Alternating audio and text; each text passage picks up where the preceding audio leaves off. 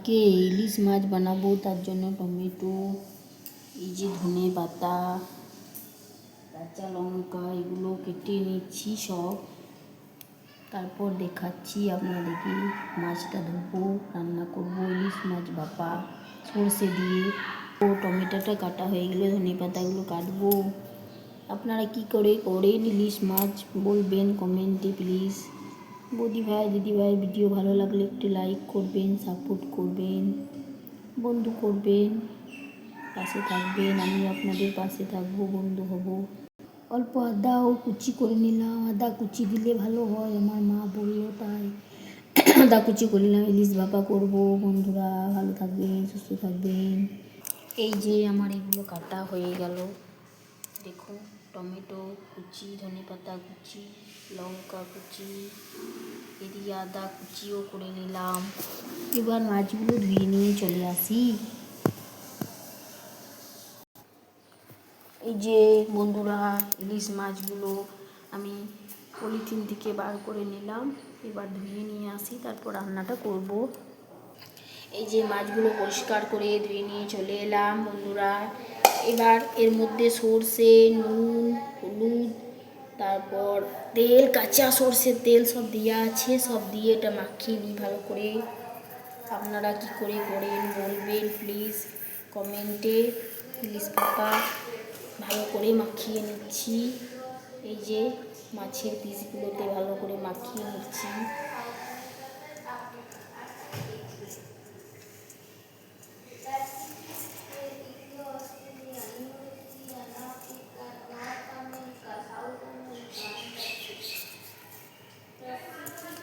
কারা কারা ইলিশ মাছ খেতে ভালোবাসেন বলবেন বন্ধুরা। এখানে আমার 6টা পিস, একটা গোটা মাছই আছে 6টা পিস, তারপর গুঁড়া লেজা গুঁড়া আছে, বুঝলেন, 6টা পিস আছে। আমরা 5-6 জনাই লোক আছি বাড়িতে। এবার এর মধ্যেই ধনে পাতাগুলো দিয়ে টমেটো কুচিগুলো দিয়ে দিচ্ছি। এগুলো দিয়ে মাখিয়ে দিলে তারপর জল দিয়ে গ্যাসের মধ্যে চাপিয়ে দেবো। আধা ঘন্টা পর নামাবো।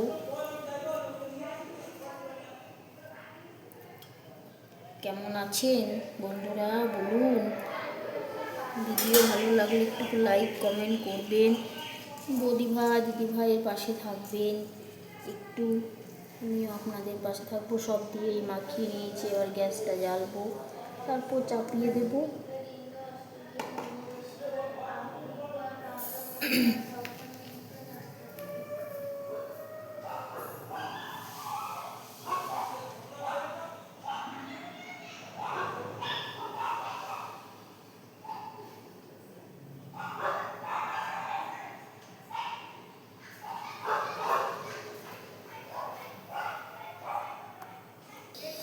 এই যে চাপিয়ে দিলাম গ্যাসের মধ্যে, একটু ঢাকা দিয়ে দিচ্ছি। এই যে আজকে চাল নিয়ে এলাম, দেখতে পাচ্ছেন বন্ধুরা চালের বস্তাটা, যমুনা ভোগ চাল। কারা কারা খান বলবেন, একটু হাতে নিয়ে দেখাও, হাতে লাও, দুটি চাল নিয়ে দেখাও।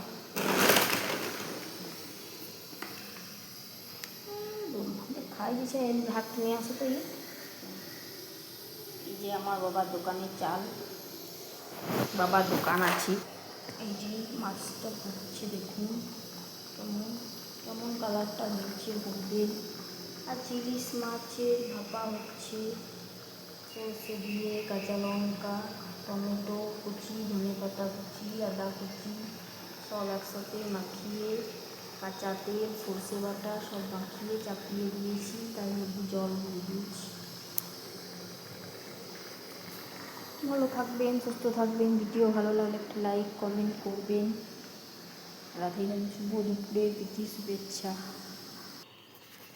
এই যে ইলিশ মাছ হয়ে গেল আমার বন্ধুরা, দেখুন কেমন কালারটা হয়েছে, দেখতে পাচ্ছেন আপনারা কেমন হয়েছে বলুন।